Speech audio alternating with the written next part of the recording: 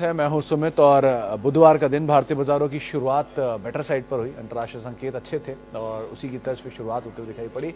हालांकि वो sustain last hour तक आते आते उतनी नहीं रही जितनी फर्स्ट हाफ में थी। 200 अंकों की तेजी थी, लेकिन फिर भी आज मिड कैप स्मॉल कैप में बाइंग थी। 2100 शेयर ऐसे जो कि तेजी में कामकाज कर रहे थे, 700 शेयर ऐसे जो कि बिकवाली के साथ कामकाज कर रहे थे। ब्रॉडर बेस्ड मार्केट्स के अंदर आज फ्लैट टू पॉजिटिव साइड पे आपको इंडिसेस दिखाई पड़ेंगे। आईटी तेजी में था, करीब फ्लैट टू पॉजिटिव साइड पे। एनर्जी इंडेक्स करीब 1.14% की बढ़त के साथ बंद होता हुआ दिखाई पड़ा। आज का स्टार बना फार्मा, 1% की तेजी पूरे फार्मा स्पेस में रही। एफएमसीजी आधा % के आसपास की तेजी यहाँ पर आते हुए दिखाई पड़ी। 150 अंकों की बढ़त सेंसेक्स में रही और निफ्टी के अंदर भी मिड कैप स्मॉल कैप में आधा % मिड कैप ऊपर और करीब 1% की तेजी स्मॉल कैप इंडेक्स में आते हुए दिखाई पड़ी।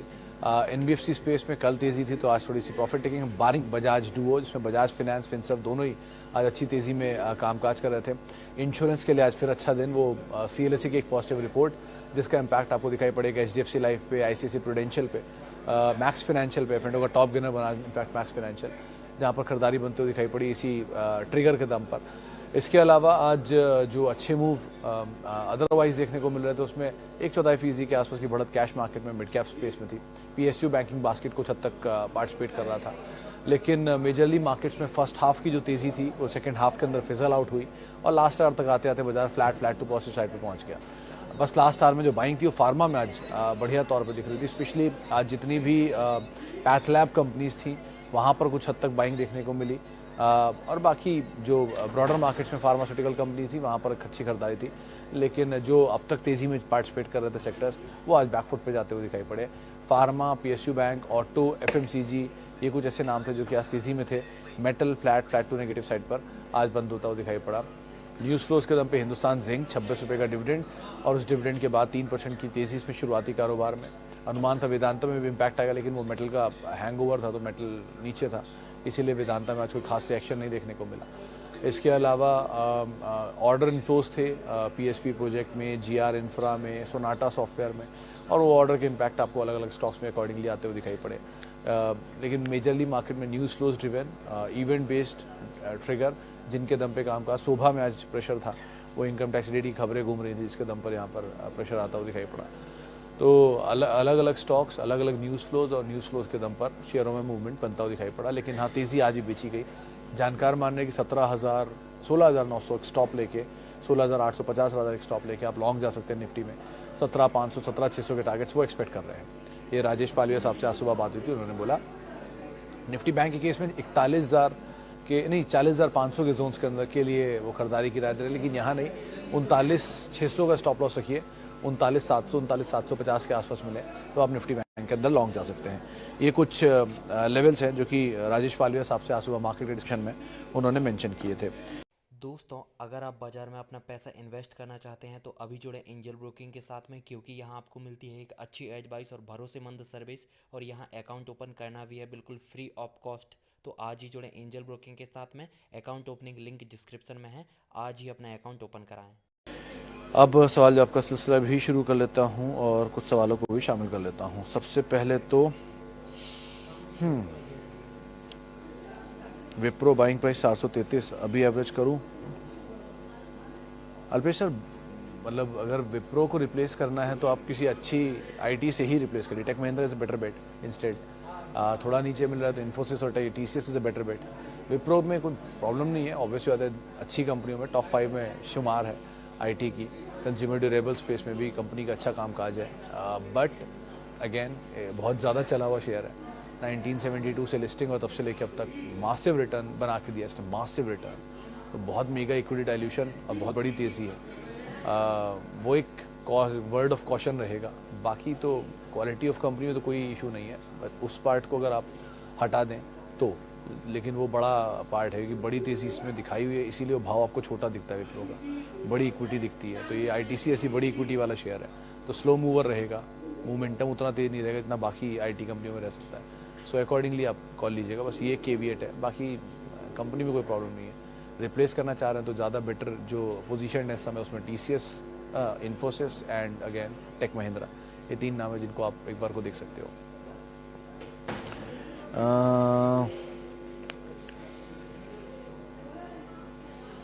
LIC नहीं चल रहा, LIC नहीं चल रहा है सिद्धार्थ सर, ये तो मतलब क्या ही बोला जाए, क्योंकि ये IPO जब से आया डिस्काउंटेड प्राइस पे IPO आया और उसके बाद से नेगेटिव न्यूज़ फ्लोज, अदानी समूह की खबरें, इन सब के बीच में ये रिएक्ट करता हुआ दिखाई पड़ा। सो लाइकवाइज इसमें रिएक्शन था। अब क्यों नहीं चल रहा या कैसे चलेगा की कहानी अगर आप पूछेंगे तो आप ऐसे समझिए कि मुझे जो अनुमान था, पहले तो मैंने भी इस समय भी यही बोला था कि LIC के IPO में अगर आप पैसा डाल लो तो लॉन्ग टर्म इन्वेस्टर हो तभी डालो, वरना कोई बहुत फायरवर्क नहीं होने वाला है। अभी भी यही बोलूँगा कि जैसे कोल इंडिया था, 2010 में इसका IPO आया था और कोल इंडिया उस समय पर देश की नंबर 1 कोल प्रोड्यूसर थी ग्लोबली। सो उसके बावजूद भी उसकी रिएक्शन वैसी नहीं रही और वो इशू प्राइस के ऊपर कभी गया भी नहीं। क्यों? उसने विद टाइम इतना डिविडेंड दे दे के अपनी कॉस्ट को इतना नीचे कर लिया कि वो फ्री हो गए शेयर। तो LIC में भी मुझे उम्मीद यही थी कि ऐसे ही कुछ होना चाहिए। पहली बार तो डिविडेंड नहीं आया, लेट्स सी आगे कैसे डिविडेंड देते हैं, वो पैटर्न क्रूशियल रहेगा। बट अगेन इक्विटी का साइज़ बड़ा है 1 और दूसरा PSU है 2, तो ये सस्ते वैल्यूएशन पे आपको ज़रूर दिखाई पड़ेगा, लेकिन चलेगा कैसे नंबर्स पे डिपेंड करेगा और आगे की स्थिति पे डिपेंड करेगा। NAV वाइज अच्छी है, वैल्यू वाइज अच्छी है, इसमें सब में कोई दो राय नहीं है मुझे, लेकिन अगेन अच्छी कंपनी और अच्छे स्टॉक में अंतर तो होगा ही। इन्फोसिस क्या करें संजय सर? होल्ड करें? आपके पास अगर है तो थोड़ा ले सकते हैं, तो और वेट कर लीजिए। नीचे के झटके मिलते हैं ना तो आराम से ऐड करते रहिए, थोड़ी थोड़ी quantity, 2 share 5 share 2 share 5 share करके आराम से एक्यूमुलेट कर सकते हैं। अच्छा, क्वालिटी असेट टू ओन, वो बात अलग है कि चला बहुत है 83 से IPO से लेके अब तक, बट 93 से माफ़ कीजिएगा IPO से लेके अब तक, लेकिन otherwise it's a good company to own. तो आप आराम से बैठिए। अभी बायबैक प्राइस से बहुत नीचे है, 1800 का बायबैक प्राइस है, 1300 रुपये चल रहा है। सो थोड़ा पेशेंस रखिए और बने रहिए, ज़्यादा बेटर है। Is there any thumb rule on number of share and market capitalisation? देखिए सर, बाजार में कोई थंब रूल नहीं, किसी भी चीज़ का कोई थंब रूल नहीं है। हर नियम हर आदमी के लिए अलग है, मेरे लिए अलग, आपके लिए अलग, आपके साथ जो इन्वेस्ट करते हैं उनके लिए अलग। कुछ लोगों ने IPO में पैसा बनाया, कुछ लोगों ने पुरानी होल्डिंग करके पैसा बनाया, कुछ ट्रेडर है, कुछ ऑप्शंस खेलते हैं, कुछ फ्यूचर्स में काम करते हैं, कुछ इनसाइडर में काम करते हैं, कोई शॉर्ट करता है, कोई लॉन्ग करता है। सबके अपने अपने नियम है, आपको जो सूट कर जाए। 1, आपके एपेटाइट, आपके रिस्क एपेटाइट, आपकी इन्वेस्टमेंट एपेटाइट, आपकी इन्वेस्टमेंट की पूंजी, आपका पेशेंस, आपकी इनकम, हर चीज़ पे डिपेंड करता है। सो आप वेल्थ क्रिएट करने के लिए सेविंग्स कर सकते हो, आप अपनी सेविंग को कहीं पर रख सकते हो, उससे डिविडेंड खा सकते हो, ये कुछ चीज़ें जो कॉमन है, लेकिन कोई थंब रूल नहीं होता। आपको लगता है आप 10 शेयर देख सकते हो, खाली 10 ही देखो। आपको लगता है आप 100 शेयर मैनेज कर सकते हो, आप 100 कर लो। फंड मैनेजर 100 शेयर मैनेज करते हैं, आप 10 ही कर सकते हो। आपको लगता है फंडामेंटल ट्रेड इन्वेस्टर हो तो आप फंडामेंटल ही रहोगे, अगर आपको लगता है ट्रेडर हो तो आप ट्रेडर रहोगे, लेकिन किसी भी चीज़ को मिक्स एंड मैच मत करना। होम्योपैथी खाते खाते एलोपैथी नहीं खा जा सकती, तो लाइकवाइज है। आप ये नहीं कर सकते कि आपने इन्फोसिस को खरीदा था 20 साल के लिए और 2 महीने बाद ही इन्फोसिस का दाम नीचे आया तो आपके पैर हिलने शुरू हो गए, ऐसा मत करिएगा। सो आप अगर लॉन्ग टर्म इन्वेस्टर हैं तो लॉन्ग टर्म इन्वेस्टमेंट के हिसाब से सोचिएगा, शॉर्ट टर्म है तो शॉर्ट टर्म हिसाब से सोचिए, ट्रेडर रहिए, स्टॉप लॉस बनाइए, लेकिन कोई दो स्ट्रेटजीज़ को मिला नहीं सकते आप। दोनों अलग अलग पोर्टफोलियो कर लीजिए, दोनों तरीके अलग कर लीजिए, बट एक साथ दोनों को मत मिलाइएगा, वरना आप ही को ही इशू होगा। अब आपको ये लगेगा कि TCS खरीदा था 3200 में लॉन्ग टर्म के लिए, आज 3000 आ गया, मेरा स्टॉप लॉस ट्रिगर हो गया। ऐसे नहीं होता। उस केस में फिर आप जब बहुत सालों के लिए देख रहे हो तो आप फंडामेंटल देखेंगे, इन्वेस्टमेंट होराइजन देखेंगे, उसकी ग्रोथ देखेंगे, और अगर आप ट्रेडर हैं तो भाव देखेंगे। सो कॉल उसके हिसाब से आपको लेनी होगी। Nifty 53 best stock for next decade. Mishra sir already market बता चुका है आपको 3 बेस्ट स्टॉक, मैं क्या बताऊंगा, खुद अंदाजा लगा लिए। पहला रिलायंस, दूसरा TCS, तीसरा HDFC बैंक। तीनों ही अपने बेस्ट हैं, बाजार ने बेस्ट बता ही रखा है इनको, तो मैं क्या बताऊंगा। अब आपको नेक्स्ट डिकेड या नेक्स्ट मल्टीपल डिकेड्स के हिसाब से परसेंटेज टर्म्स में अगर आप बहुत एक्सपोनेंशियल प्रॉफिट या रिटर्न की उम्मीद रख रहे हैं तो ये भी याद रखिएगा उसके साथ बहुत बड़ा रिस्क भी अटैच होता है।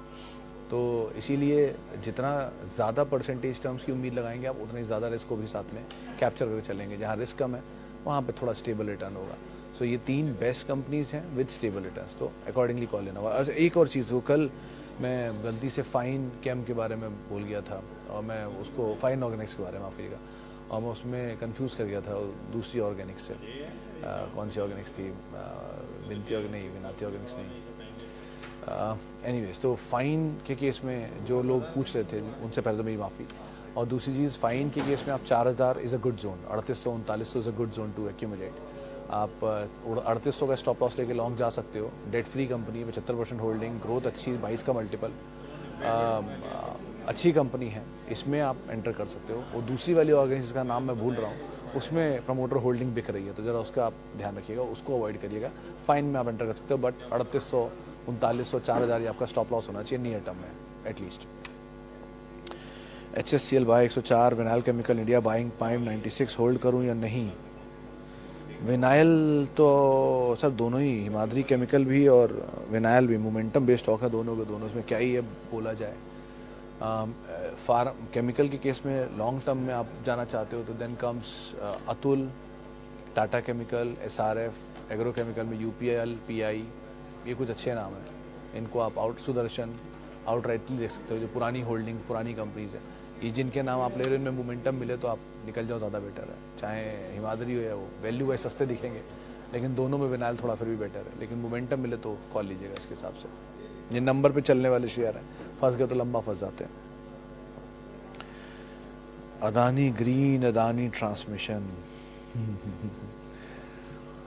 सूरज sir, among all group companies 3 कंपनियों के ऊपर ब्रोकरेज हाउसेस के रिपोर्ट्स भी हैं और 3 ही कंपनियों में कैश फ्लोज भी हैं।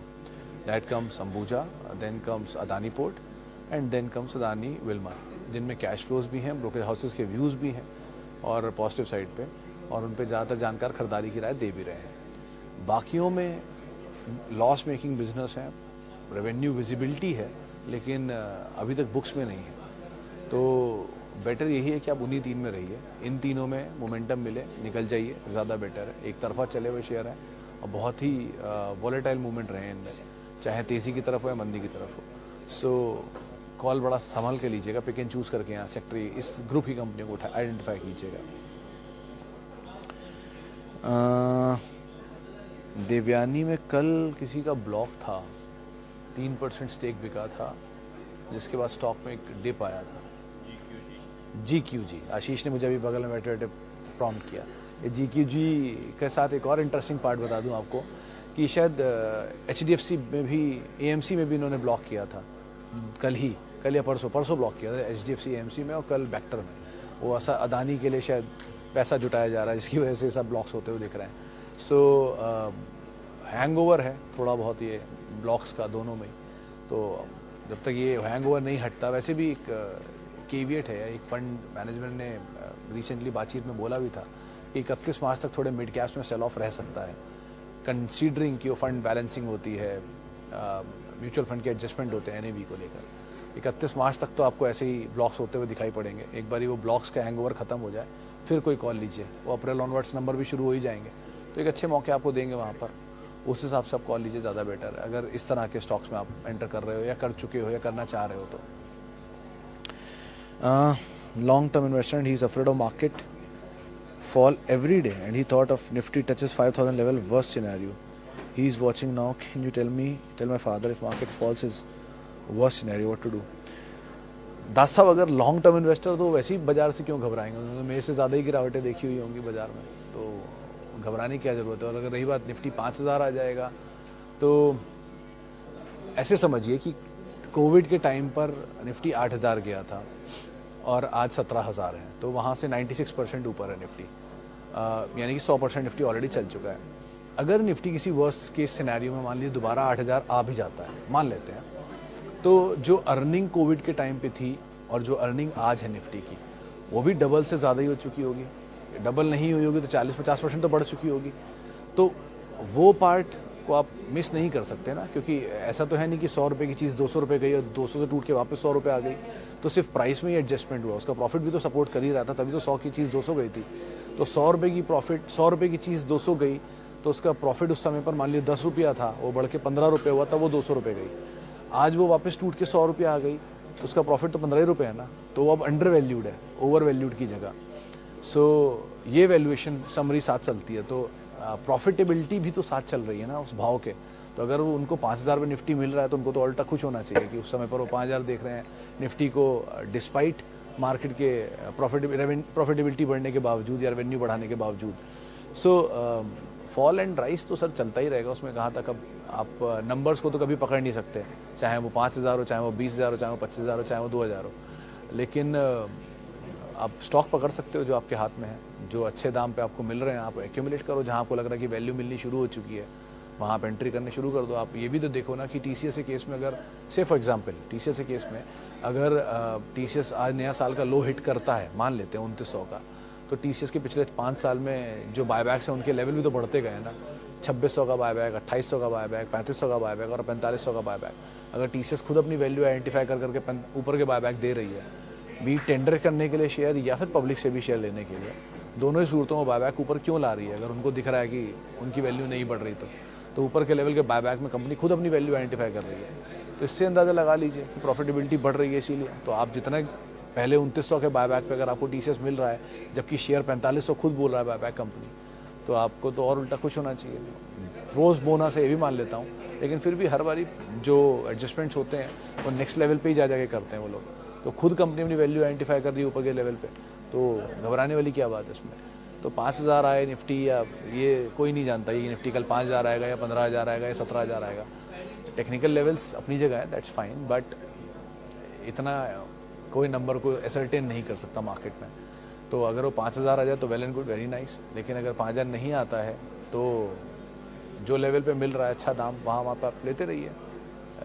नंबर्स के मुरी क्यों होना कि क्या लेवल आने वाला है। हाल कैसा है HAL का? अगुन जी ऑलरेडी ऑल टाइम हाई काटा है इसने अभी रिसेंटली, कुछ दिन पहले 2800 रुपये 2900 रुपये की रेंज में, 3000 रुपये की रेंज के आसपास। ब्रोकरेज हाउस तो 3200 का टारगेट दे रहे हैं। इनफैक्ट जो पुराने ब्रोकरेज हाउसेस थे वो तो सबके टारगेट अचीव भी कर चुका है। लेकिन PSU स्टॉक में इस तरह की एग्जॉर्बिटेंट रैली पुरानी जो आई हैं उनको आपके सामने रख देता हूँ। उसमें IRCTC था, उसमें NBCC था, उसमें माजगांव डॉक था, उसमें तेजस था, नहीं तेजस नहीं आता उसमें, और एक टाइम पे ऐसा BPCL में भी हो चुका है, MMTC में भी हो चुका है। सो ये पुराने नाम जो मैं गिना रहा हूँ उनके अभी के दामों से आपको आइडिया लग गया होगा कैसी सिचुएशन बनती है इस तरह की तेज़ी के बाद। तो अगर किसी फाइन डे HAL में कोई OFS, किसी फाइन डे किसी HAL में ऊपर स्प्लिट, बोनस या डाइल्यूशन आया तो वो स्टॉक को बहुत क्रिटिकल सिचुएशन में डाल देगा उस टाइम पर। सो उस पार्ट को अगर आप एक्सपेक्ट कर सकते हैं और आपको अच्छा रीजनेबल प्रॉफिट है तो थोड़ा थोड़ा कटाई छटाई करते रहिएगा, क्योंकि वो लेवल पर आने के बाद या उस तरह की इक्विटी डाइल्यूशन के बाद सिचुएशन थोड़ी सी क्रिटिकल हो जाएगी, फंसने वाली चांसेस हो जाएंगे। जो IRCTC में आज भी सवाल पूछते हैं लोग, या NBCC में आज भी सवाल पूछते हैं, BHEL में आज भी पूछते हैं, वही लोग होते हैं जो उस लेवल के लेवल्स में फंस गए होते हैं, ऊपर के लेवल पे प्री एडजस्टमेंट IRCTC या प्री एडजस्टमेंट NBCC में। NBCC में एक ही दिन के अंदर बोनस स्प्लिट दोनों आया था, 800 रुपये का शेयर था, उसके बाद वो 70-80 रुपये पे आ गया था, और वो आज आपके सामने 30-40 रुपये पे घूम रहा है। सो ऐसे करके ऐसे एडजस्टमेंट्स हुए थे इनकी, इतनी मासिव इक्विटी डाइल्यूशन था। तो वो इक्विटी डाइल्यूशन वाला पार्ट अगर आप कैलकुलेट कर चुके हैं और आपको लग रहा है आपको उससे पहले प्रॉफिट आ रहा है तो आप थोड़ा थोड़ा ले भी सकते हैं। IRCTC IPO भी आई गया। तो IRCTC में सर शिवम जी अगर प्रॉफिट है तो आप IPO में अलॉटमेंट है तो आप आधा, मतलब छोटी क्वांटिटी होगी तो पड़ा रहने दीजिए, ऐसा कुछ रिस्क नहीं है, आपकी कॉस्ट तो बहुत ही ऊपर है। लेकिन अगर अलॉटमेंट के अलावा भी आपने ऐड कर रखे हैं तो फिर KB8 है इसमें। Please explain Nifty 50 value 20 stock list, I will start investment Nifty 50 value 20 stocks, right और wrong? Alpesh sir, better is to go with ETFs।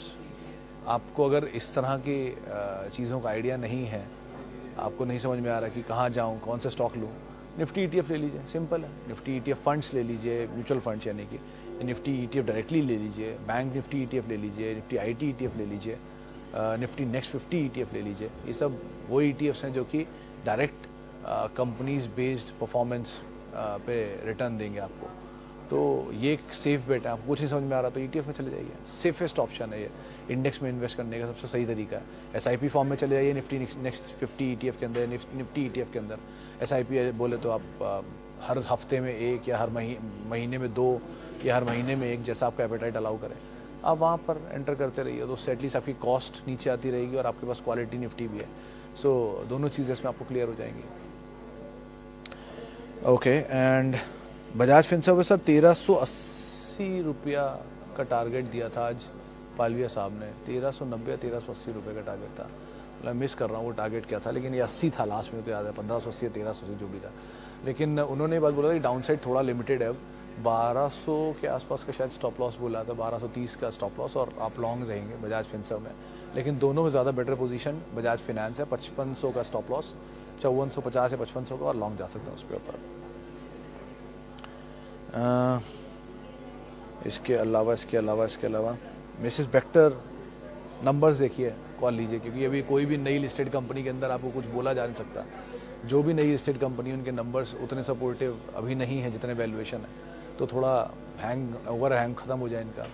अभी मैं आशीष से ही बात कर रहा था कि जितनी भी हाल की कंपनियां हैं जिनके IPO आए थे, उनमें मेजरली सबके पास प्रमोटर होल्डिंग 75% से ज़्यादा है, तो वो होल्डिंग भी तो ऑफलोड होगी विद टाइम, तो वो भी अगेन एक केविएट है। मिसेस बेक्टर में नहीं है ऐसा, लेकिन बाकियों में है। सो अभी इनके साथ कुछ भी कहना मुश्किल है, क्योंकि रिसेंटली लिस्टेड हैं, नंबर्स वे अहेड है, मतलब वैल्यूएशन वे अहेड है इनके नंबर से, और उस तरह के वैल्यूएशन के साथ ही कामकाज कर रही हैं। तो too early to say anything वाली सिचुएशन है, फंसने वाली बात ज़्यादा होगी। तो बेटर अगर आपको ऐसा लग रहा है इस सिचुएशन में मैं कहाँ जाऊँ, तो सेफेस्ट FMCG ऑप्शन जो हैं, Tata consumer, Godrej consumer, HUL, ITC, Dabur, इनमें आराम से एंटर करिए, कोई इशू नहीं इनमें जाने के लिए। इसके अलावा